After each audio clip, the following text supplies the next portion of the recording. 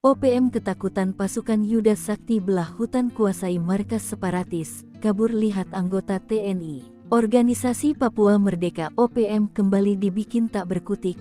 Aparat TNI berhasil menguasai markas mereka di wilayah hutan distrik Aitinyo, Kabupaten Maibrat, Papua Barat Daya. Satgas Batalion Infanteri 133 Yuda Sakti atau yang dikenal pasukan Yuda Sakti, berhasil menguasai salah satu markas yang dijadikan lokasi persembunyian OPM. Sontak, para anggota OPM yang tengah bersembunyi kocar-kacir melihat kedatangan aparat TNI tersebut. Dikutip dari Antara dan Satgas Batalion Infanteri 133 Yuda Sakit, Letkol In Andika Ganesakti, mengatakan, OPM ketar-ketir setelah berhasil menguasai salah satu markas yang dijadikan lokasi persembunyian OPM.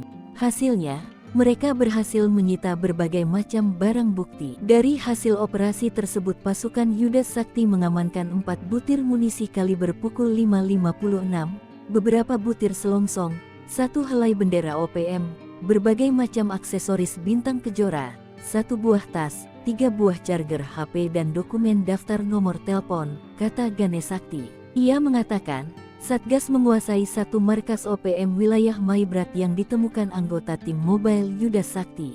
Sebenarnya keberhasilan tersebut tidak lanjut dan pengembangan dari temuan sebelumnya yang sudah sempat dirilis dan diberitakan, jelas Ganesakti. Ia mengatakan, dengan pola operasi pisah giring, lokalisir dan hancurkan terbukti membantu dalam melaksanakan operasi hingga akhirnya berhasil menguasai dan menduduki salah satu markas OPM.